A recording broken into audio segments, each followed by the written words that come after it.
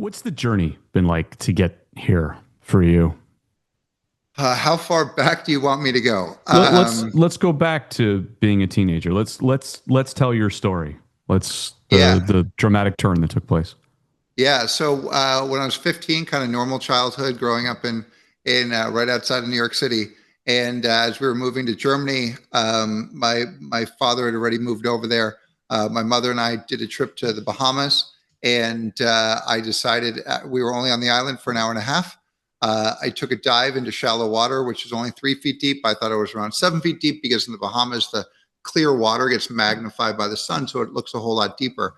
And I dove in the ocean like I did thousands of times before, but this time, 3 feet deep, pushed my head into my neck, broke my C6, which is my sixth vertebrae, and I became a quadriplegic. I was dead for clinically dead for 2.5 minutes, and broke my neck into 36 pieces.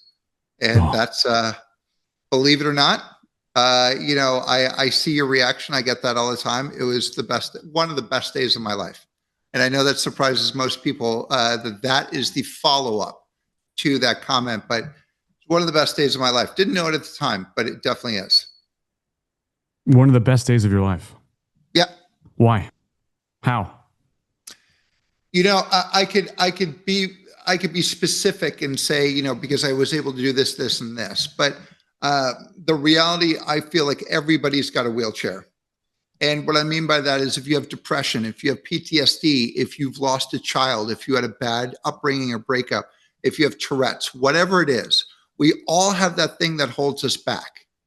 And so mine is visible, right? My thing is visible, but depression is not visible. Tourette's is not visible, right? All that. We all have that thing. So I tend to get the head cock and the awe, right? Because I have a day that changed my life, but everybody's got their wheelchair, right? And so mine allowed me, I wasn't the best kid growing up. I wasn't the easiest to rear, and I wasn't great. And so I don't want to say it shaped me up, but it gave me purpose. And it's not a purpose that I knew about from the beginning.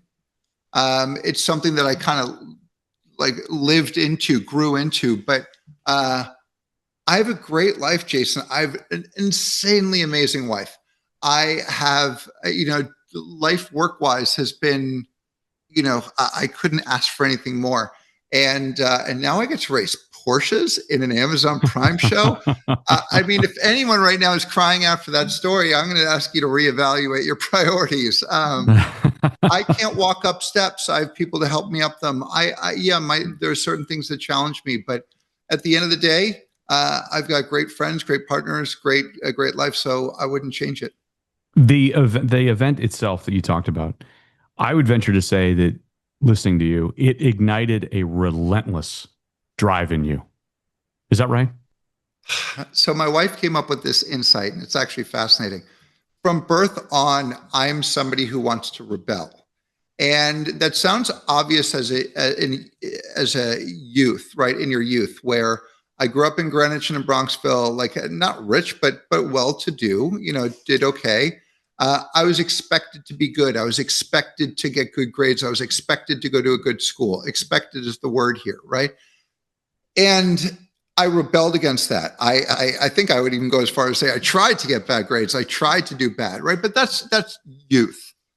But then when I had my accident as a quadriplegic, quads will never be paraplegics, right? Well, we don't have finger function, right? They have finger function. And the joke I always say is dead people want to be quadriplegic want to be paraplegic want to walk, walking people want to be Arnold Schwarzenegger, and Arnold Schwarzenegger wants to be God. Right? Like there's always that level above you that you have. And so I'm going to say rebellious attitude was more, you're going to tell me I can't live alone. You're going to tell me I'm a quadriplegic. You're going to tell me I can't do much. Well, all right. Watch me. Right? And the same thing, even if I fast forward now to racing, right? Like there have been groups that have said I can't race with them. All right, fine. Like, watch me. Want me to destroy you? I will. And you're going to feel really bad about yourself. So I use that as fuel to, you tell me I can't do it, I'm going to try and find a way to do it better.